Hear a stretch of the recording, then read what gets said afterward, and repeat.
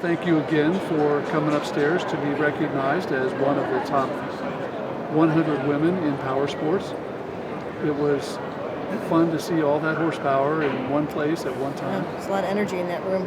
What was your thought about how that went? I was like, I'm not worthy. I mean, just seeing all those women, it's pretty cool. And I am most impressed by the younger women coming up. Some of the ones that are, they call them social influencers now. There's a few of them that are really awesome people. I've gotten to know some of them and actually ride with some of them last summer. Took a couple rides, so it's cool to be just being in the presence of some of those other women who have similar outlooks on life, and the passion we share for motorcycling is always fun for me.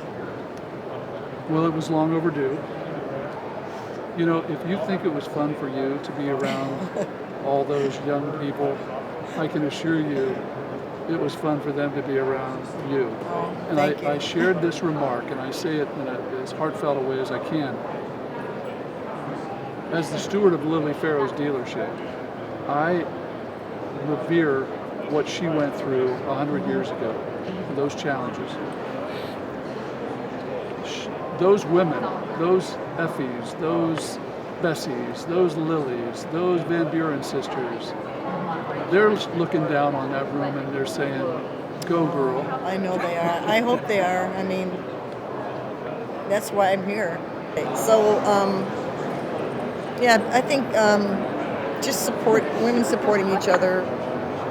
I mean, look, we're still supporting each other. So it's pretty cool that I feel honored that, I'm one of the ones that's a storyteller, to tell their stories, and what you guys are doing with the Lily Project is pretty cool to keep those stories going for the next generation. Yeah, and I'll remind our viewers that your book, The Girls of Motorcycling, 1900s. The American Motorcycle The American Girls. Motorcycle Girls, 1900s to 1950, is a true coffee table book which captures so many great stories. Yeah, it's their stories that I want people to remember them. So when are we going to do this half-century's edition, Chris? I know, people keep asking me, are we going to go into the colored picture world, or are you going to stay in the black and white world? I said, I don't know, we'll see. Maybe there's another book in there, I'm not sure. We're kind of busy these days. He's doing a lot of music stuff. We have grandsons now, trying to keep up with them. Still sending him out of the house to go do that Yeah, stuff? he's still working. You can hardly wait for me to go on tour. Yeah, don't you have a show to do somewhere? Well, there's a few million of us who could wait until you go back on tour either. But And congratulations to them. They got into a lot of stuff has happened with these guys last year. The Rock and Roll Hall of Fame, 50th anniversary tour, and then COVID kind of cut all that off. But we got to accept the trophy in our backyard for the Hall of Fame, which was fine. I've been to the museum a couple times.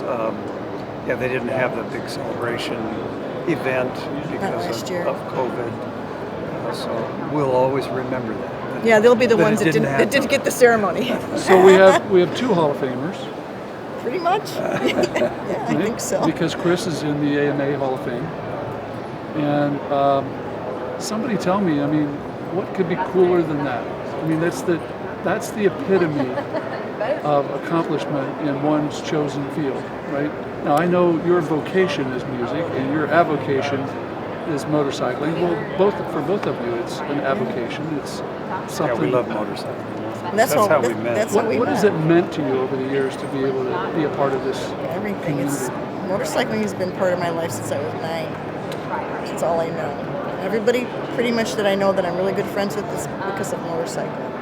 There's a few people I still like who aren't motorcyclists, but most people I know, I met him through motorcycling. I wouldn't have met him. I met him in Sturgis at the rally in 1989. And it was 33 years ago this year. So motorcycling has been very, very good to me. Very good, bad, I hope. Very, very good to me. Very, very good to me. So, now we're in this wonderful period of kind of the resurgence of demand. The last year or two have been just phenomenal for dealers.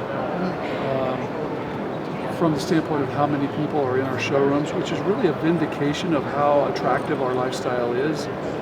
Once people get a little bit of money, the first thing they do is they come see us. Now, the downside of all that is that the manufacturers can't figure out how to build product because the supply chain's all, horribly broken.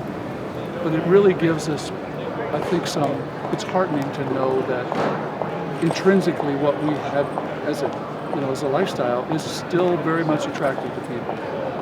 it's a broad category, motorcycling, as the word motorcycling, it's kind of like, oh yeah, I ride a motorcycle, but there's so much more that goes along with that. Of course, the people is probably the biggest part of it all. The circle keeps widening. That's when you come to events like this. We spend most of our time, we want to go look at stuff, but we spend most of our time actually talking to friends, bumping into people, telling stories, talking about what we have been doing, what we're going to be doing. But it all, but it all involves motorcycling one way or another. And then there's so many aspects to motorcycling, from riding, reading, photographing, filming, writing about it, reading about it. I mean, for people that are really engulfed in motorcycling as we are, as deep into it. I think every day we talk about motorcycles. There's some aspect that it's really weird. You're continuously, being exposed to, and that's the good part of it. And that's the contagion of it all, right? Absolutely. I always tell people you got to be really careful when you hang out with anybody that rides a motorcycle, because it'll get all over you. It's a sickness. And the first thing you know, you're asking why don't we have a bigger garage, because the collection keeps getting